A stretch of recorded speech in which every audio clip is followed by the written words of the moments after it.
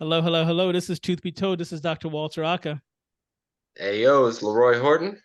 And we have the honor, the pleasure of having Dr. Joshua Golden. Now, see, Mhm. the last name just says it all. The last name says it all. The man is listen, he's a winner, right? He gets a gold medal. He's just a winner, right? And it's funny because I was actually on Instagram and you are associated with a lot of people that I know. And so I saw his content and I went on there and I said, okay, what's going on here? Started researching and I see that this man, not only does he mentor, not only does he have a foundation, but he also is a Laker fan, right? And we'll talk about that at the end. But the I reason I like that, the reason I mentioned the Laker part is because I grew up in the Philly area, and Kobe, Low Mariam, you know what I mean. So, but that's another story for another day. Well, let's focus on the two important the things that we want. GOAT. That is the GOAT. Kobe Bean Bryant. Yes, I said it. I'll say it on this podcast. I'll say it on top of the mountain. LeBron people come for me. I'll show you facts. Jordan Right. people, yes. I said Michael Jordan people, I'm coming for you guys too. Sheesh. Appreciate you guys giving us the blueprint. But Kobe Bryant outworked Michael Jordan. He perfected everything Michael did. Yes, I said it. Mike, if it wasn't for you, Kobe wouldn't have had that competition and Kobe wouldn't have been as great as he was, but we give Mike all the credit. But Kobe Bean Bryant is the GOAT. Oh boy. Yeah. Okay, so the episode is over. Thank you for coming on. No, but let's do this. Let's do this. Let's get to know you a little bit. Let's talk about basically how you got into dentistry, where you went to school, the usual. Give us a little 2 minute synopsis, and then we'll dive right into the mentorship because I think that's the most important part of all this, along with that foundation. But let's talk about you for a little bit. All right. So good evening, morning, whatever time it is that you're listening to this. I am Dr. Joshua Golden, and I am the owner and practicing dentist at West Sunrise Dentistry here in lovely South Florida, and also the founder of the Golden Foundation. To get to that point, it was a nice little ride. I grew up here in Miami, Florida, 305 to the day I die. Liberty City to be exact. If you know what that is, then you've driven through the hood. I feel I like was, I know it because of GTA. Oh, Yeah, they wow. that's the only reason I know Liberty City is Grand Theft Auto. yeah. So Liberty City was a little tough area to grow up in, but it definitely built some character. I went through all the little schools there, and then I ended up graduating from Miami Northwestern. Very well known for like football and things of that nature, not academics at all. And when I graduated and it was time to get ready for college, I was like, I wanted to try something a little different, you know. We struggled having books and it was struggle, struggle, struggle, struggle. And I was like, man, I want to do something different. Let's see if I can get into like Florida State or one of these big time schools here in Florida. Even UM was one of the schools I thought about, but ultimately it was Florida State because I wanted to leave the city of Miami. I needed to stretch my wings. I wanted to get out there. So Florida State is at the state capital. It's like 8 hours away from mom. And so it allowed me to kind of like, be me, do some amazing things. I of course love sports. So we had a great football team. So that helped me out. And when I got there, being black and kind of intelligent, everybody's kind of pushing you towards medicine. It's like, oh, you're good at science. Hey, here you go. Let's just go ahead and put you on this normal track. And nothing against anybody that, end up following the MD route. But I felt like it was like a little conveyor belt. It's like, oh, smart, black, go this way. And then you got to go through all those hurdles, and your heart has to be in it to go through these hurdles. Like, you guys remember organic chemistry, right? Yeah. Mhm. So you really have to want to do it. So, going through all this, I was thinking, like, man, I might be interested in family medicine. I think that might be my thing. And so I was, strong enough to fight through all of this stuff. And then I got to probably like my sophomore and junior year, and it was the summertime. And then I did a summer medical and dental program with SMDEP, which changed my life. SDP. Yes, sir. Yes. I am such a champion for that program. Where'd you Uh, do it at? I did it at Columbia University, Okay. so New York City. So imagine me young Black kid, grew up in the city of Miami. Now I'm up in New York City for, I think we did that for like 6 weeks to 2 months or something like that. Best time of my life. And in this program, I was hanging with everybody. Like I'm always networking. I'm always trying to get to know people. And as you can see, I do that now. And these dental students, the ones that came for the dental aspect, they seemed a lot happier. I'm not gonna lie.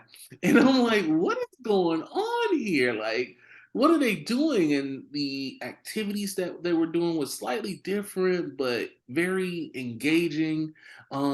Everything wasn't just like study, study, study, study. It was they were using their hands, they were kind of learning how to talk to patients and things of that nature. It was multi-purpose skills. So I saw them using their intelligence, but I also saw them using their hands and doing other things. And that drew me to that side. And, I was cool with a lot of people. They allowed me to do it. And I'm next thing you know, in their classes and hanging out.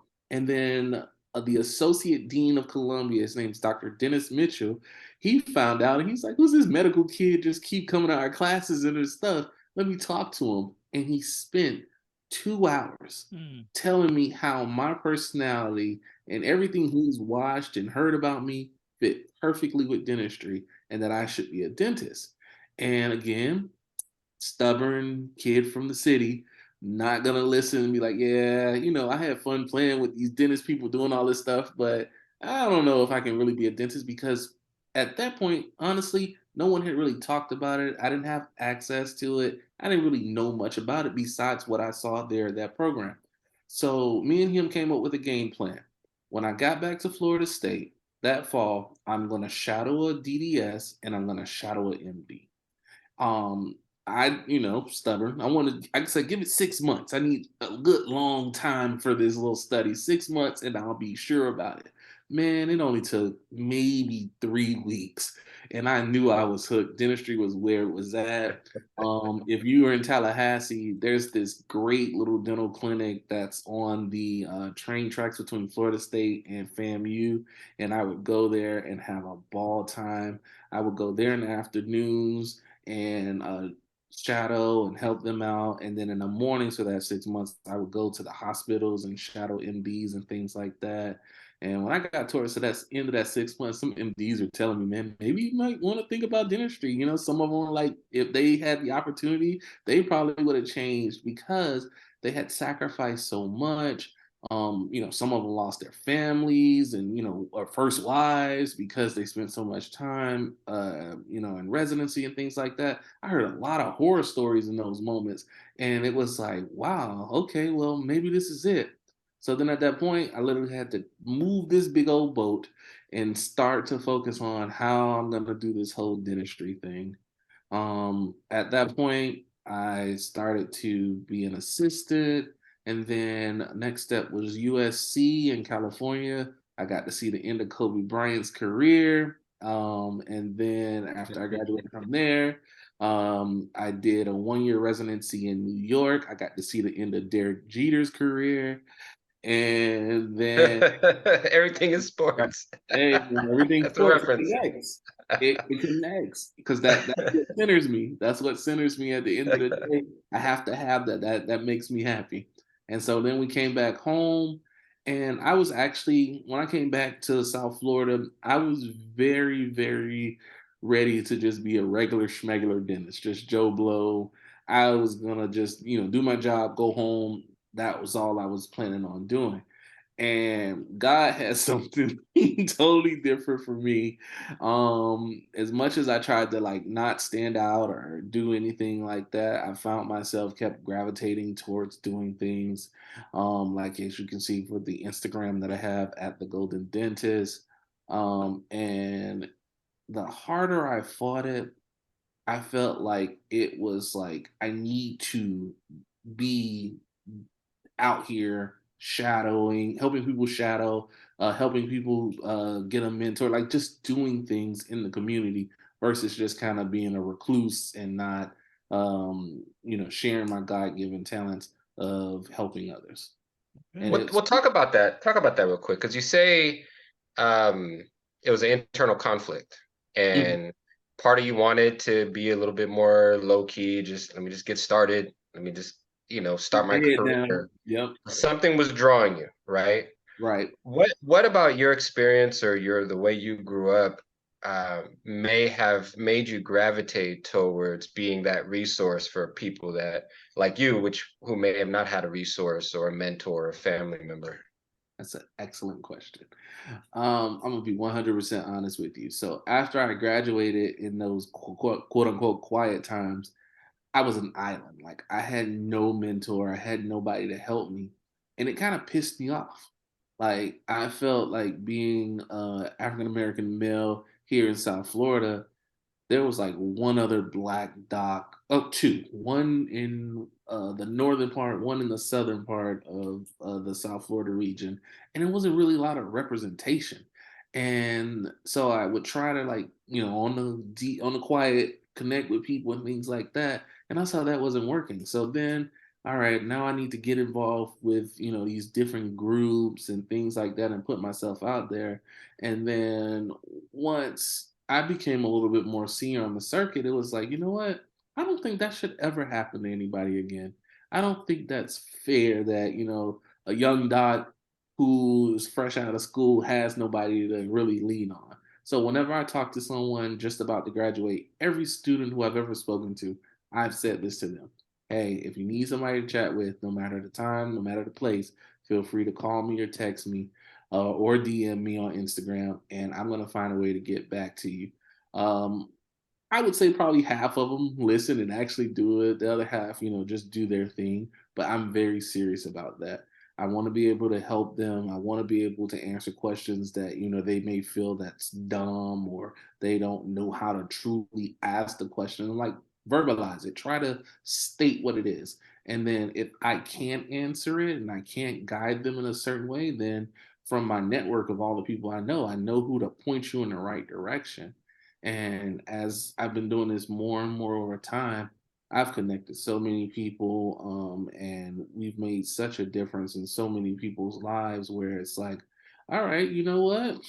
Maybe we should kind of do a foundation so that we create like our own pipeline so that we're helping the next generation get started.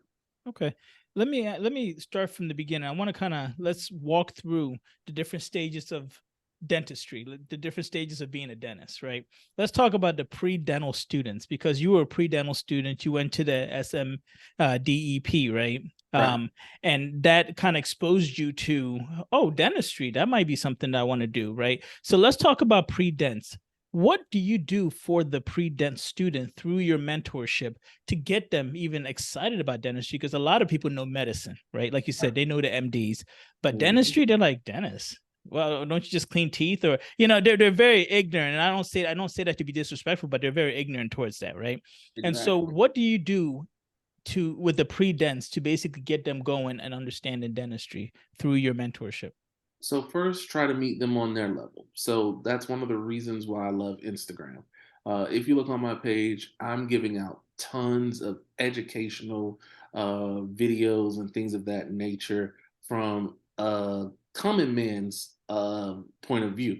I want to make sure that you hear it from me. I want you to see it from my eyes, and then hopefully, and this helps patients as well. They learn something.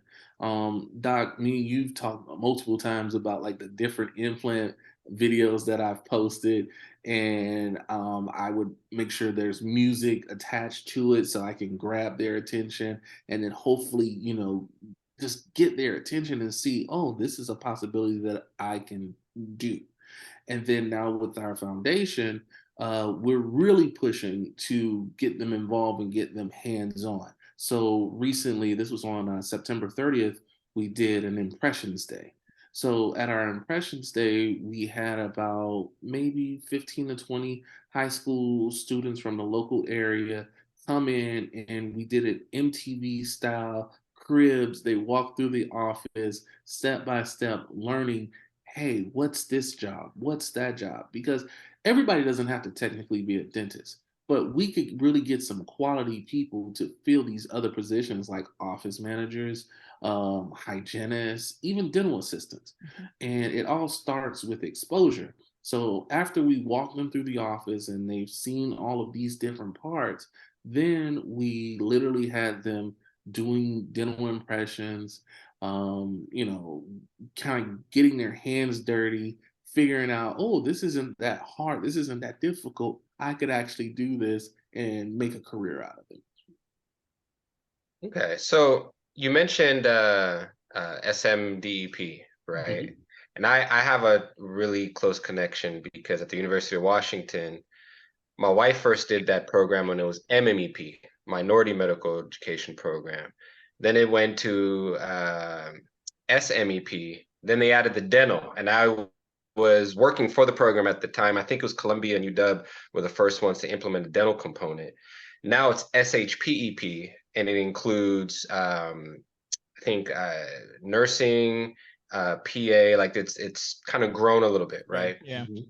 How important was it for you to be in an environment, and how important would it be for these pre-dental kids to be in an environment with other students from similar backgrounds with similar interests, given that a lot of the kids that are into STEM and biology we're often the only ones in our class, especially when we get to the upper division classes. It's kind of lonely for the melanated peoples, right? And here you get this culmination of all of us together, and you're like, oh my God, I'm not an alien, right? Mhm. So what was that experience for you? And do you, through your foundation, provide that kind of come together experience as well? So I'll talk about my experience first. When I did it, this was like '06. So we had Facebook, but social media wasn't what it is today. And so we didn't necessarily, like you say, see other people that looked like us interested in the things that we were interested in at those higher levels. So it was one of those breakthrough moments like, wow, okay, I'm not the only one. And so we end up creating a community. And some of the people I still talk to this day on Facebook from my SMDEP group. And it's just one of those motivators that keeps you going. Like, okay, hey, you're studying orgo. I'm in orgo too. Hey, here's some of my old notes. Hopefully this helps you. Or hey, I can help you out with this or that. Oh, I love biochemistry. This is what I do XYZ. It was just building that sense of community. So now, when it comes to my foundation, again, my foundation, we just started it June of this year of 20. Well, actually, we started December of 2022, but we announced to the world in June of 2023.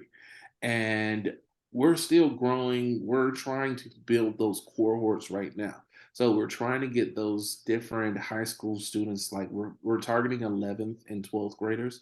And the ideal is to get them exposed to as much about dentistry as possible. So that means having them shadow different type of specialists, having them, go to like the OR so they can see what hospital-based dentistry is like. So just kind of touching on those different things, but we're just building up to it. So once we get there, oh, we're gonna have tons of experiences because I'm just gonna tack off from what I remember doing, and then of course, working with my board, come up with more ideas.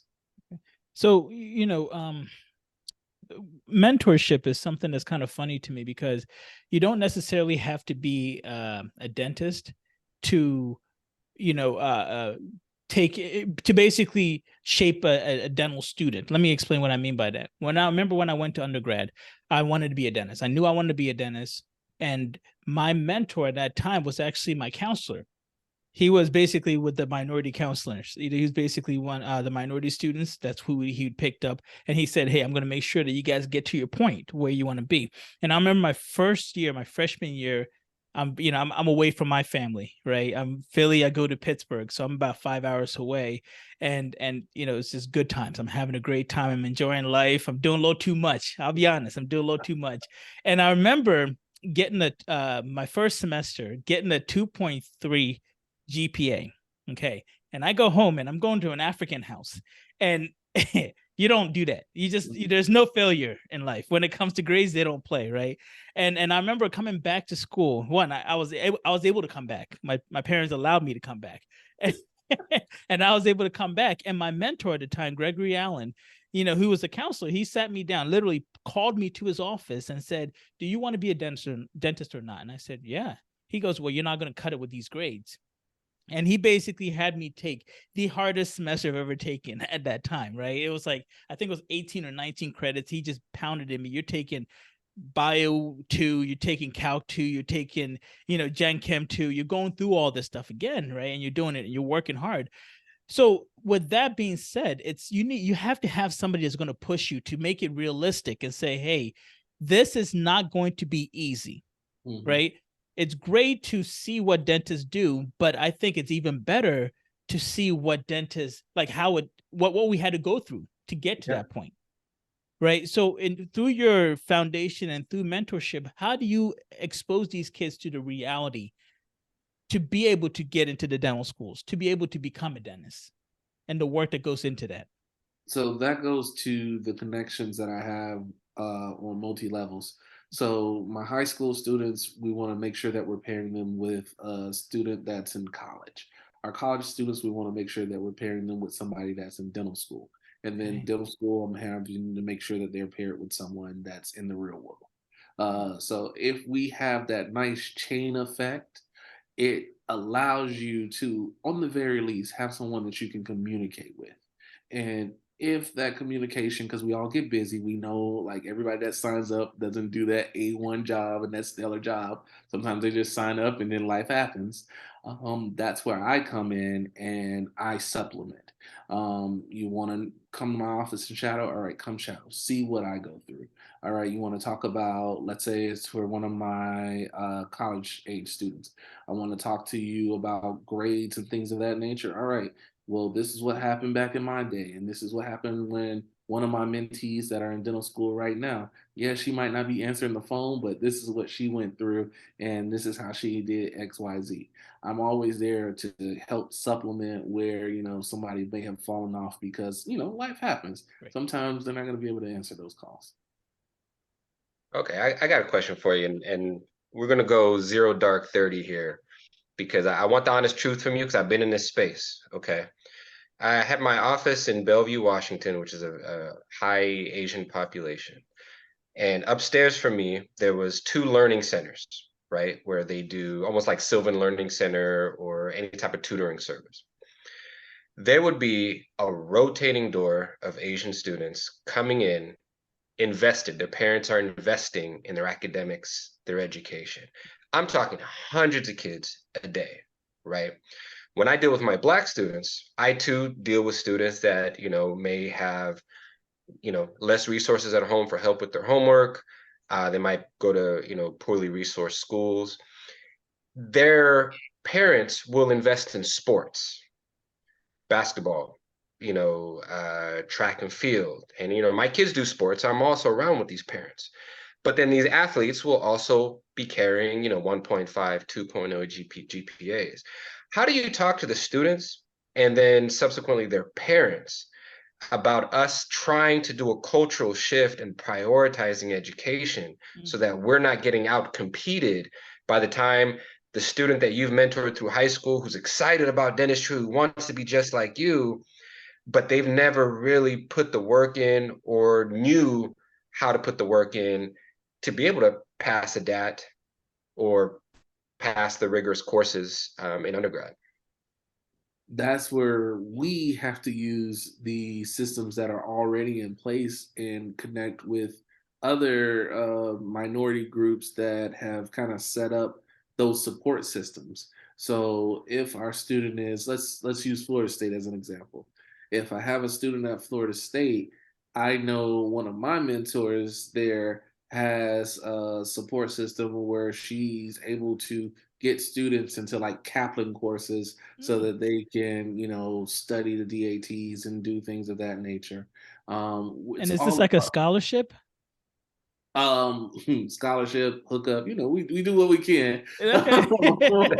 No, for Now, sure. it might not always be free now because sometimes she might not be able to get that stipend or whatnot. But she will try to get them a good deal so that they can go ahead and they can study. So it's about using the support systems that are already in place. And again, my group is really small, really young right now, and ultimately we wanted to grow, and we're going to be everywhere. Like, that's the goal.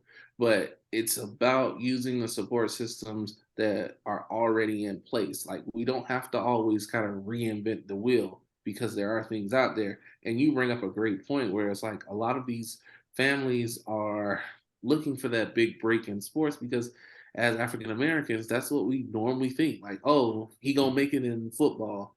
Oh, he's fast, so he's gonna be the next, Deion Sanders or something like that. And getting them to kind of shift that mindset, it's gonna be hard, but it all starts with, I'm gonna be honest, that student. Like, what do you want to do, man? Like, I can only make you do so much. I can lead the horse to water. Ultimately, you got to drink it. So let's move on to now. The student has done very well, right? You've mentored them. They've done incredibly well in undergrad, meaning like, yeah, undergrad. We'll call it undergrad, because I sometimes call dental school undergrad now for some reason, because I did my perio program. I'm always like, yeah, undergrad kids. I think I'm actually talking about dental students, but undergrad, right? And now they're applying for dental school. And one thing that a lot of people don't talk about is how expensive it is to apply to these schools, right? It's Yes. very expensive. And I remember myself, I couldn't afford I couldn't afford Kaplan. So I wish I knew this lady back then, because I just opened books and just read and just got little summary books. But when it comes to applying, it's very expensive. What does your foundation, or does your foundation try to help, maybe find scholarships, maybe find people to connect with that could help them, with the cost of applying to dental school? And that's why we need donors, and we need people to support the Golden Foundation, because we want to create those scholarships for those students. We want to be able to provide the aid that they need. And we know, and these applications are expensive. So if we can get a big time donor, like, I'm gonna put Creston Oral B out there. That's it. No, put them out there. Put You them out know, there.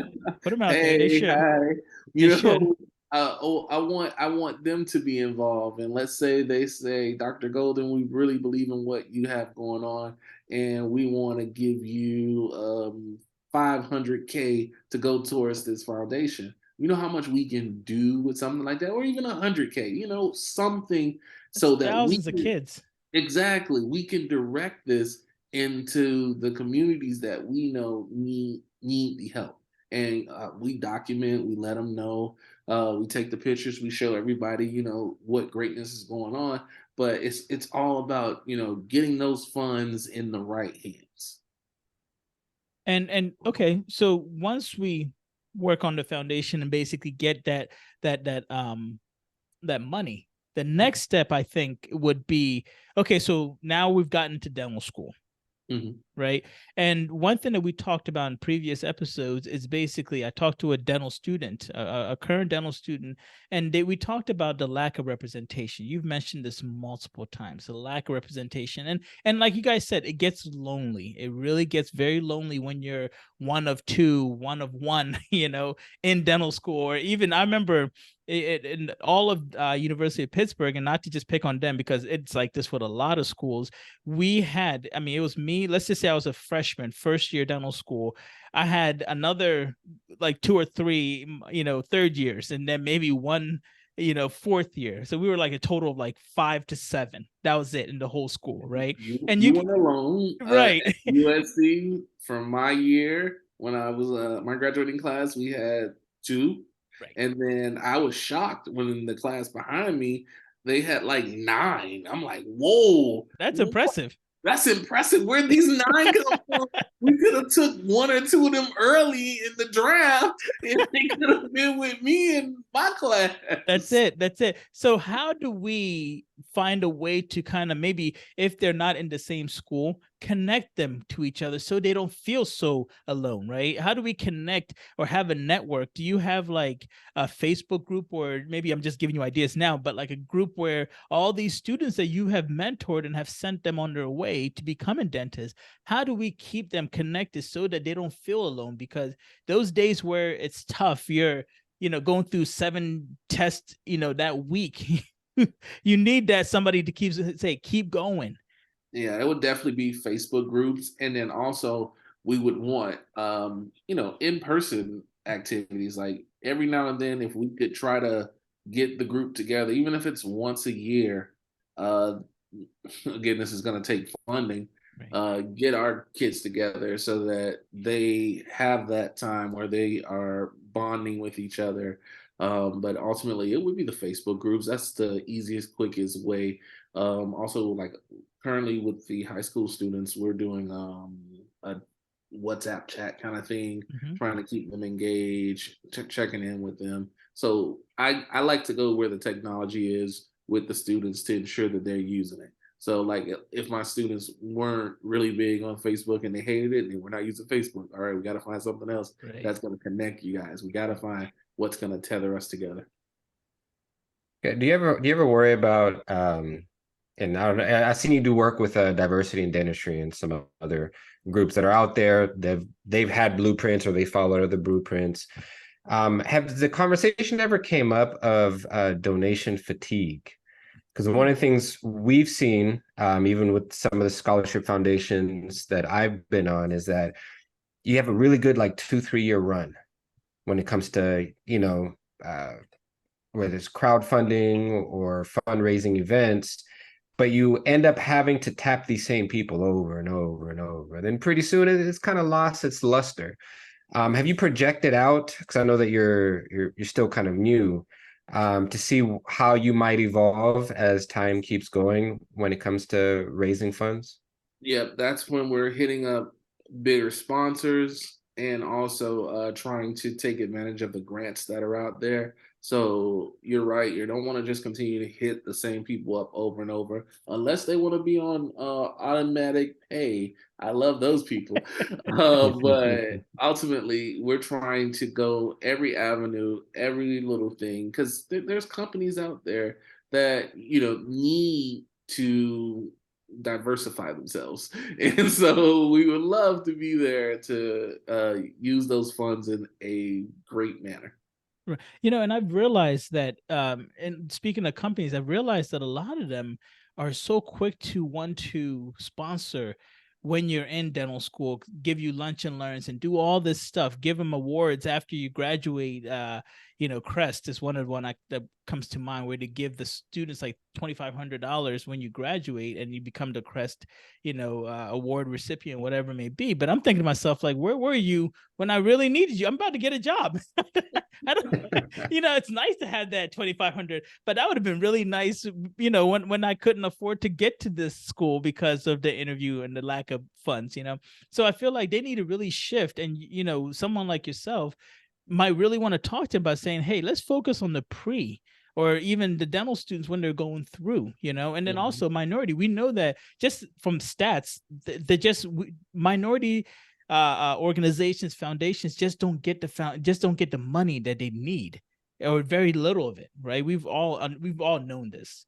So that's something that I think that they need to do. Maybe we need to, Leroy, maybe we need to figure out how do we get in contact with these guys and be like, let's put them on the spot on the podcast. We always call people out. That's exactly what needs to be done. So it's just letting them know that there's a need. Think of it this way.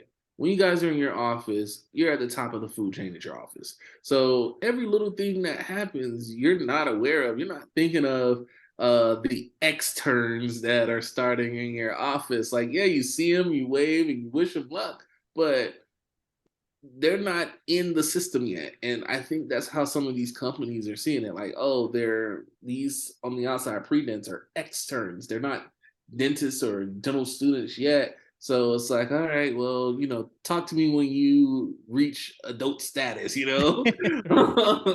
but they do need to be supplemented. They do need the help because they're never going to reach that mature status if not aided properly.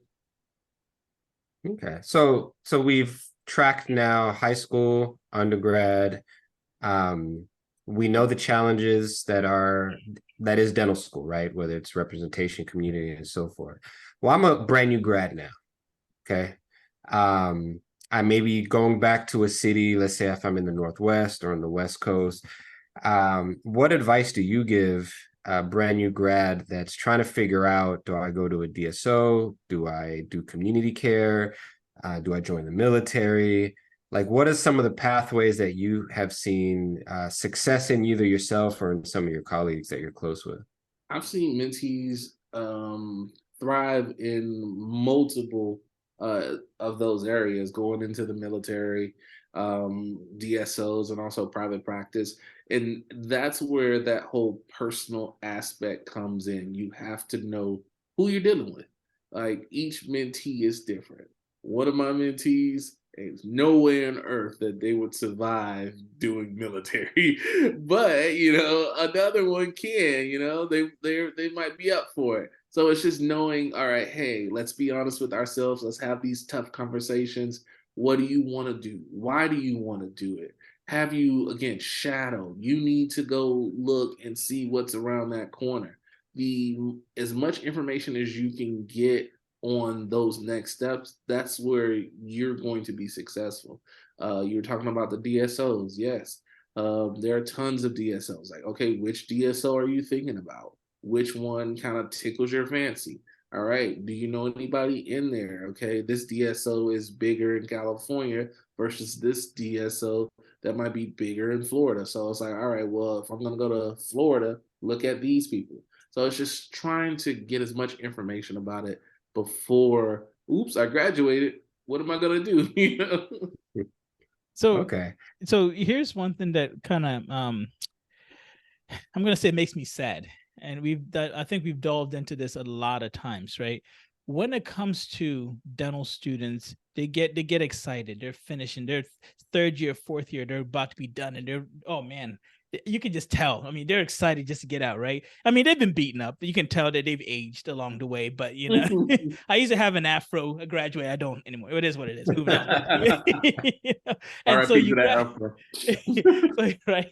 So you graduate and you get there and you get excited and you get your first job and you're going and you're going. And then eventually something hits you that says, man, this sucks. This is not what I expected. What do you do for those new grads that had expectations of dentistry and just were not met, or maybe just wasn't realistic? Like, how do you have that honest conversation that says, this is what dentistry looks like?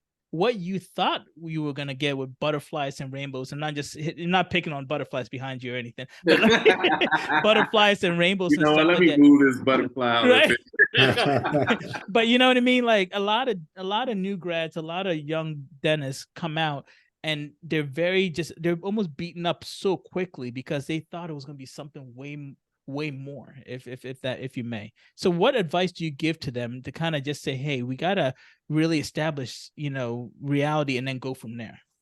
I start trying to temper those expectations around third year. I'll be honest with you. I'm not gonna lie to you. Yeah. Everybody that I mentor, I give them that real talk. Like, listen, this is different. This is not everything that you just, thought you're gonna come right out and you're gonna be on a yacht and you're gonna be tossing money around. That ain't happening, Playboy. Like, you gotta pay your dues. And that's a really tough conversation to have. Like, I've had some mentees, and one that I like personally had invested in, and I wanted to see her do well, and she just didn't understand that she had to pay her dues that first couple years. Eventually, I think she'll get it, but ultimately, they have to drink that water and see what's around them, and it's just having those tough conversations and making sure that you're being honest with them, because I don't want you to lie to me. That first year, like I tell them all the time, that first year to me personally sucks. You think the first year of dental school sucks? The first year in the real world sucks, especially if you don't have a mentor or a system in place. It's gonna be tough sledding. You're gonna be exhausted. not only are you going to be physically exhausted, mentally exhausted, emotionally exhausted. And the best thing you can do is have someone that you can talk to. Even if, if you need a therapist, go ahead and get you a therapist if you need that therapist. But you need to be able to communicate what you're going through. And then you need to have that mentor in place to help you work through that. Like my current associate, every time he goes through something, I give him a heads up. For example, when daylight savings time happened, he's one of those guys that, he wakes up, gets to work. Like he never is like a mess or anything like that, but I know he's just waking up. He's a young guy. He was watching sports or basketball the night before. But I knew that he was going to be late to work when the time changed. So what did I do for him? I try to warn him, hey, Doc, make sure you set your alarm. Don't forget, time's changing, blah, blah, blah. And he's like, yeah, okay, I got it. And never fails. I got that phone call. Hey, I'm running a few minutes late. I'm on my way. I'm so sorry. You told me this was gonna happen. Yeah, I know. Because I've seen it happen so many times. Right. But he's such a good soul. It's like I know he's trying to work through it. He just fell into that little pit trap that all of us fall into that first year. How long you been practicing? I'm coming up on year 10. Okay, so almost a decade. Almost. So a kid that's looking at your Instagram right now, they see the glitz and glamour, right? Mm-hmm. They see you placing implants, they see you, doing your foundation, they see you getting the 40 under 40 award at the NDA. But they don't realize what that 10 years entail. Can you briefly give us kind of the lowdown on that transition to what they may see now as the fruits of your labor, which obviously wasn't always that glamorous? Yeah. It started out rough. Like I'm not gonna lie to you. I graduated in 2014 and then I did a 1-year residency, like I told you guys, in New York. And when I end up coming to Florida, like I thought I had like a gig all set up and I was gonna work in this private practice office. And I got the rope-a-dope. It was like, hey, look at this office. This is great. But the day before I started working, you're actually gonna be working at this office down the street.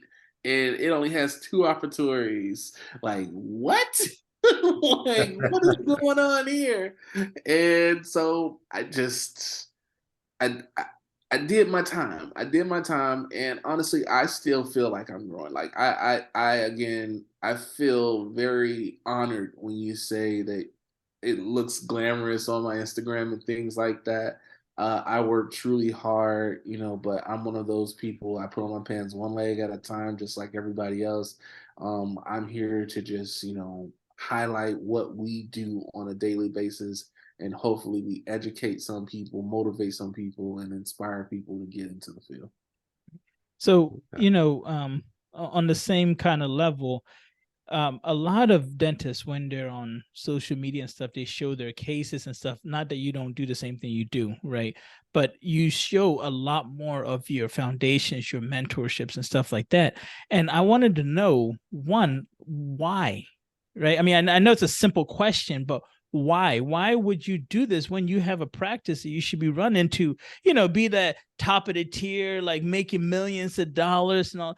I mean, think about it. Taking don't mean I don't want those millions. I want those millions. No. I'm not saying you don't, right? But do you see what I'm saying? Like, I feel like you've now said, hey, I've gotten what I want. I'm growing still, but I'm also going to bring this along, which is the mentorship and that foundation. And I know for sure it takes time. Like doing this podcast, I mean, Leroy, it takes time, And so how are you and why did you even want to do this? All right.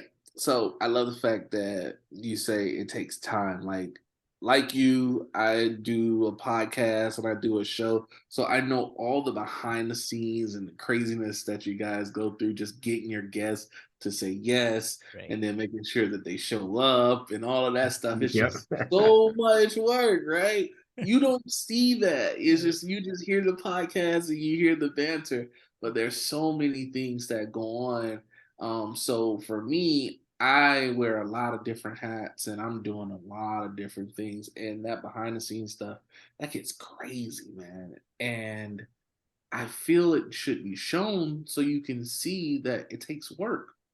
You don't just wake up and start popping bottles and all of a sudden, doing these big aesthetic cases and everything goes perfect. Like, no, you got to go through these things. You have to experience. You have to take the courses. You have to, have the smaller cases. You have to place that first implant. I want to show it. It's a journey. So I want you to see it from my point of view, from my eyes, what's going on.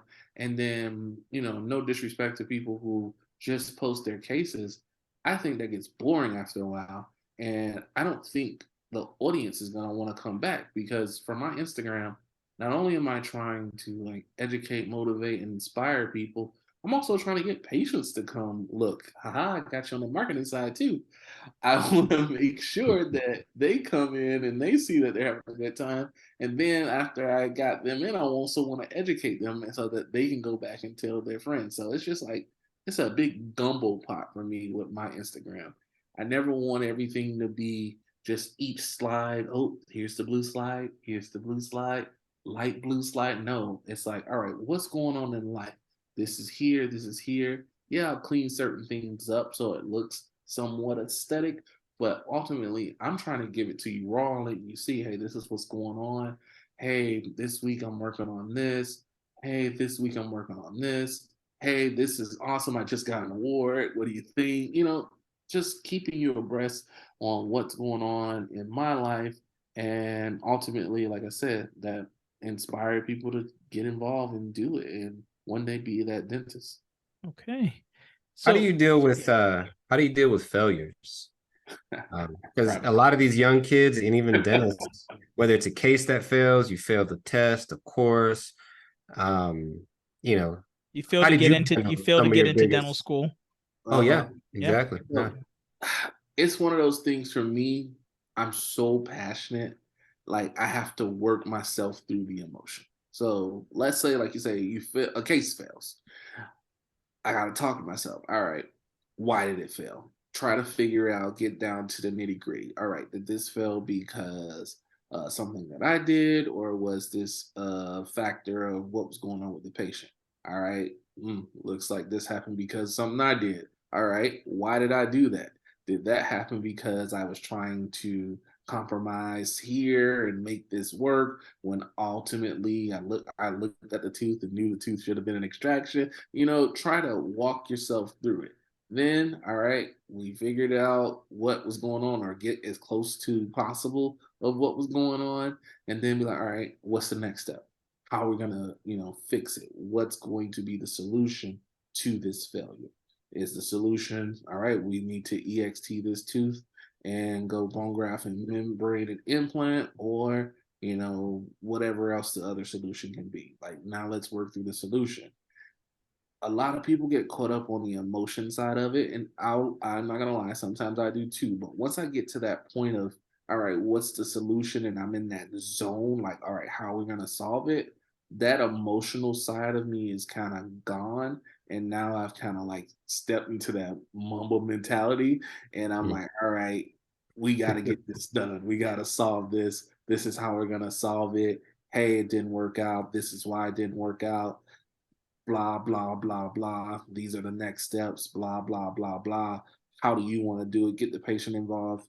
They tell me, oh, I don't know, doc. It's whatever you want to do. All right, perfect. It's in my hand. Let's go ahead. And this is the next step.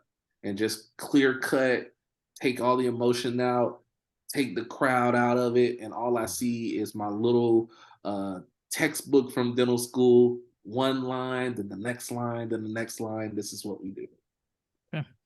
Can you give us a quick summary of basically how people can get a hold of you on Instagram, through your foundation, whatever it may be? All right. So for the foundation, the website is mygoldenfoundation.com. So www.mygoldenfoundation. The easiest way though, hop on Instagram you'll find me at the Golden Dentist. I'll have all the links for you in my bio. I connect you directly to the Instagram for my foundation, and you can DM me. And then if you need to email me and you're on the snail mail, I'll give you the email. But if it takes me a little while to answer, it's your fault because I told you how to get to me quicker. You can email me at jngolden dds@gmail.com. So again, that's jngolden@gmail.com. And I'm going to get back to you. I'm going to answer it. I had a student just this week where she doesn't have an Instagram. I think she's like in her early 20s. And I'm like, you don't have an Instagram? Like, what's going on? And she was like, I'm not really big on social media, but I'm looking for a mentor in the DC area. Yeah, And she's gonna become president. Right. She's eliminated. She is that motivated. Wow, that's impressive. Yes. Wow. Let me ask you something, and this will be my last question, man. Is you had your aha moment when your come to dentistry moment, right? You did some shadowing. You're like, yep, that's what you want to do. I had a similar experience. For people that haven't or are not those type of people that need a rational explanation or description as to why dentistry is a good, sound, viable profession, especially for a young student of color. Can you tell us, why you would argue that dentistry is still a good profession? All right. First off, dentistry can get crazy. I'm going to give it to you again, raw. It can be crazy, but there are so many different opportunities in this field. I can't even think of anywhere where you get a degree and then at that point you can branch out and make it into really whatever you want. So you can become a specialist. You can end up being an oral surgeon, periodontist, endodontist, prosthodontist, like multitude of specialists. Then if you say, you know what, I didn't want to go specialty route, I can be somewhat of a quote unquote subspecialist. And now you can, train yourself a little bit more and become Invisalign certified. And you can only do Invisalign. You can do Botox. You can do, you name it. There's so many different things you can do. Then you say, you know what? I don't really want to be chairside. I really want to be a speaker. Look, I'm speaking. You can gain experience and speak for companies like Invisalign, Crescent Oral B, or any of these other companies that are in the dental field. Now you're a speaker and brand ambassador and all that stuff. Then you say, again, really not feeling this chairside thing. I only want to focus on the business aspect. And now I want to own multiple practices and make it like Monopoly. And I'm out here building up practices in the background, pulling strings and making sure people aren't ordering things and all that crazy stuff, So there's so many avenues you can go down in this field of dentistry that you're going to find something that's going to make you happy. Are you going to have to pay your dues? Yes, you're going to have to pay your dues. But it's definitely worth it in the end, because when a lot of dentists retire and they hang up that hat, I don't see that many of them struggling or complaining that, it didn't go well for them. But just understand that you're not going to start off popping bottles on that yacht. Please stop thinking that's what you're going to do. Man, this was awesome. Thank you so much. Yes, sir.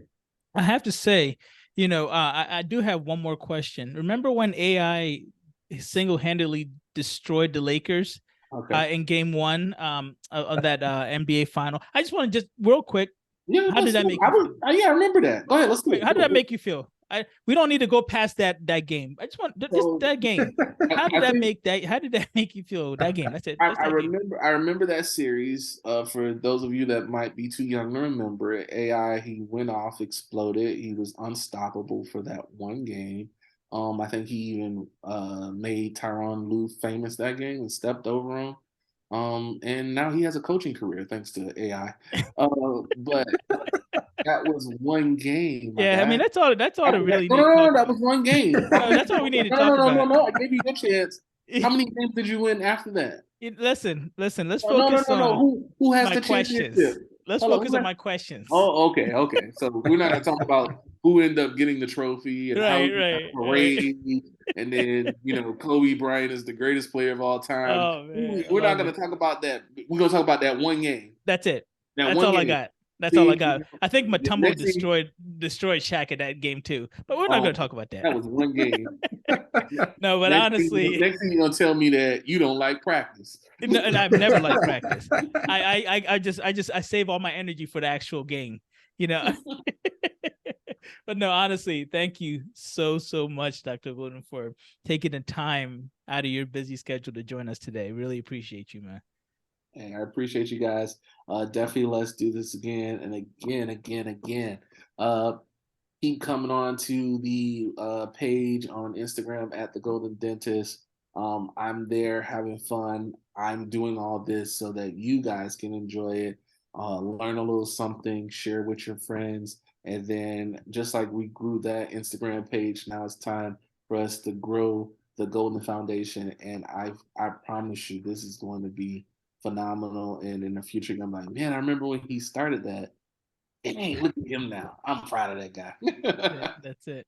That's awesome, man. All right. Thank you so much again. All right, brother. Appreciate you. All right. Thank you for listening to this episode of Truth Be Told. The opinions on this episode are just that, our opinions. Please consult your dental professional before taking any action with your dental health. If you have any questions about anything you heard on this episode, please contact us at Real Dentist with an S. That's REAL Dentist with an S at gmail.com. We would be very happy to return any message that we receive because we love the communication that we have with our listeners.